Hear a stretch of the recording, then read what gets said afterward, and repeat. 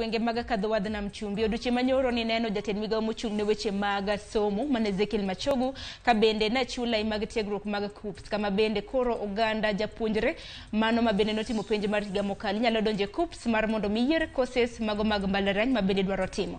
Odiochieng' ma kawuono entiere kaunti ma Mombasa ka bende committee mano mochung' ne weche mag somo bende odiochieng' ma kawuono romo e kaunti ma Mombasa e magawa moro chakre saa 4 mano mar okinyi.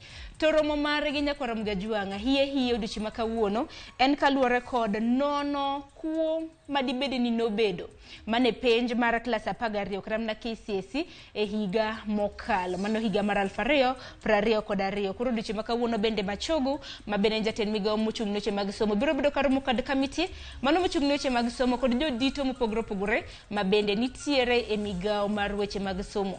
Wantiere gi jafombo marwa e kaunti ma Mombasa George Aoko biro bedo kaluonwa wach makamano. Kopogore